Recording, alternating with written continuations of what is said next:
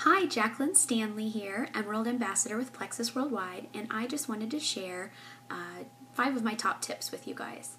The first one is communication, and right now we are coming off of an awesome December. I know many of you signed a lot of new ambassadors, and you're eager to get them going, and they're eager to get going, and so this is where you need to capitalize on that for them and for you.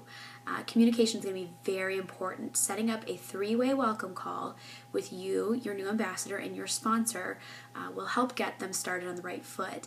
It's not only going to be able to provide them an opportunity to hear more about the business, get some more information, be able to ask questions, but it's also going to show that not only does their sponsor care about their success, but also their sponsor, which is a big deal. When you take time out of your day for somebody else, they'll notice, and that's a very big deal. So communication's key. Set up those welcome calls. They are huge. I'm telling you. When I signed up just wanting to be a wholesale buyer, got off my welcome call and decided, okay, I guess I'm going to post, and made my first post that night. So just remember that. If you do not yet have a team page and you have 5 people on your team or more, you need to do that right now. Setting up a team page is key. This is a great way to communicate with your team, to share contests, to share training videos or training calls, to give them a chance to ask questions, for them to get a chance to know one another. A team page is vital. My rule of thumb is 5 ambassadors on your team means you need a team page now. It also is going to force you to become a leader and to have to communicate with your team as the leader. You're not only going to get respect from your team as a leader, you're also going to feel like a leader, which is just going to snowball into greater success.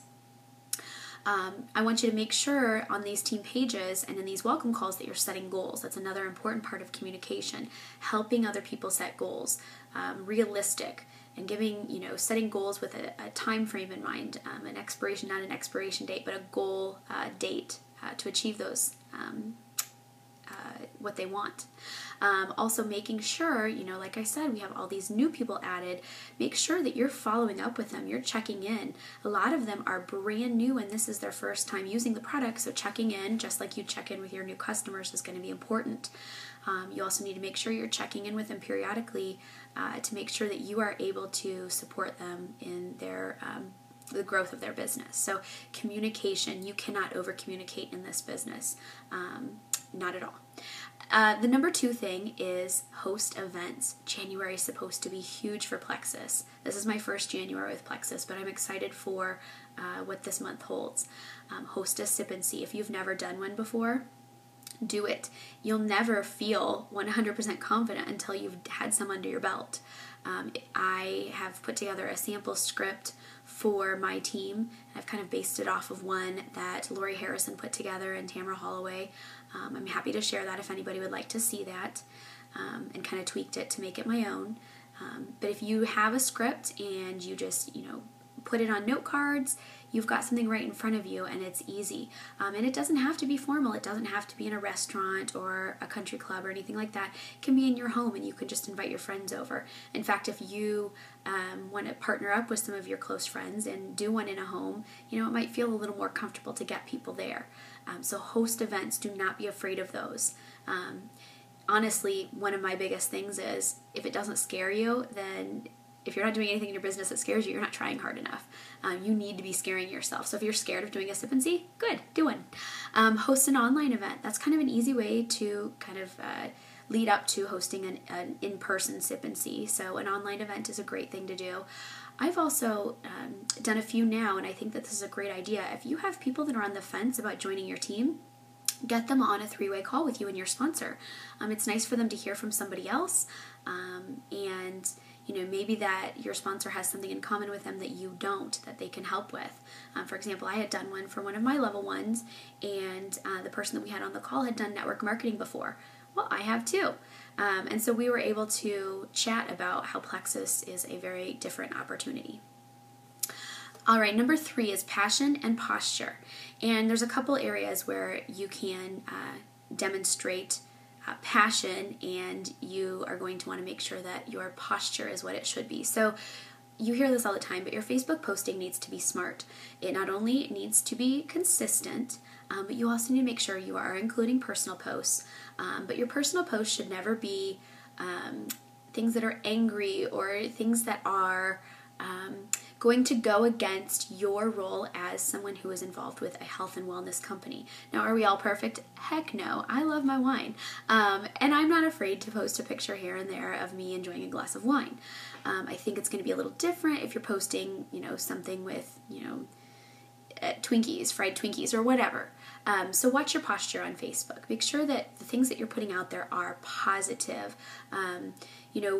Our lives aren't perfect, and for most people, Facebook is a highlight reel of their life. And it's not being fake and it's not being phony. It's just that we keep the things that aren't positive to ourselves, and we deal with those, in the privacy of our own home, not on social media. So make sure your Facebook posting is smart. Make sure that there is passion shown in your Plexus posts. People can see right through something that sounds salesy and sounds like an advertisement. So I really want to challenge you to get some passion in your posting. Videos are a great way to do that. You can really share your heart with others when you make a video, because they can get a sense of where you're coming from, and they can see your facial expressions, and it really helps.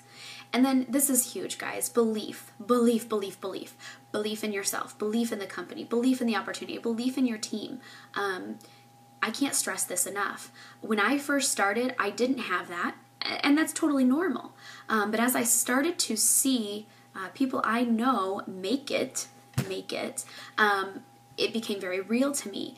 And at that point, I made a decision to refuse to see myself as anything other than a jewel. I mean, I wasn't a jewel yet, but I knew I was going to be. I didn't know when, but I knew that I would. And so you have to find a way to get yourself to that frame of mind. Not, wouldn't it be wonderful if I could get there? You have to switch your frame of thinking to, when I get there, these are the things that I'm going to do, and I'm really excited about it. Not only visualizing this and, using positive self-talk, but also, making goals for yourself and setting a deadline. For example, my goal ever since Plexus announced the diamond trip is that I want to be a diamond by July. And that really lit a fire under me, and it's got me really determined and really focused. So, get that belief. Really visualize. And in my head, I told my husband, I'm going to be diamond in July, just you watch. And he laughs. He's not so sure it's going to happen, but I'm going to do all that I can to make sure that that does happen. Number 4, resources. I like to, if there's, look for anything that I can possibly find that can help my team out. Anything that's out there. We've got a lot of people that have created some wonderful resources. If you can't find something that your team is needing, then I think it's great to develop something. I like to ask a lot of my leaders, what are we lacking? What are we needing? And one of the things that we came up with just a short bit ago was we were needing an updated checklist, a simple checklist for when you sign a new ambassador, what you need to do. I was feeling like new ambassadors were kind of getting lost in the hustle and shuffle and all that. So I wanted to make sure that we had a checklist to go off of, and we worked together and put something together, and that's a nice resource that fits our team. It's really great to have your files tab on your team page loaded with stuff. So if somebody has a question, you can say, go to the files tab. It's there. Really important for people to have. And number 5, this is something that has been kind of a learning curve for me, prayer. Not that I didn't pray before, but more so that I thought that my prayer should be reserved for things like somebody that is battling a deadly illness, or a disaster that strikes a local community, or prayers of thankfulness, which, these were all things that I was doing, but I thought that that was what they needed to be reserved for. So if you are a religious person, if praying is in your practice, I encourage you, if you have not yet, consider praying about your business. I'm going to take a quote here from the book called The Circle Maker, and it really spoke to me about how praying for your business is a smart thing to do. It's a good thing to do. So here's the quote. And you may have heard this before, I apologize, but I think it's wonderful. Bold prayers honor God, and God honors bold prayers. God isn't offended by your biggest dreams or boldest prayers. He is offended by anything less. If your prayers aren't impossible to you, they are insulting to God. Prayers are prophecies. They are the best predictors of spiritual future. Who you become is determined by how you pray. Ultimately, the transcript of your prayers becomes the script of your life. The greatest tragedy in life is the prayers that go unanswered because they go unasked. God does not answer vague prayers. The more specific your prayers are, the more glory God receives. Most of us don't get what we want because we quit praying. We give up too easily. We give up too soon. We quit praying right before the miracle happens. If you don't take the risk, you forfeit the miracle. And I think that that's wonderful, and I think that that can definitely be applied to our business. When your heart's in the right place and you really just want to help people succeed in their health and wealth goals, praying about your business only makes sense. I hope that those tips helped you. I hope that this wasn't too long. I hope I kept your attention. Thank you for watching, and I wish you guys all the best 2016 ever.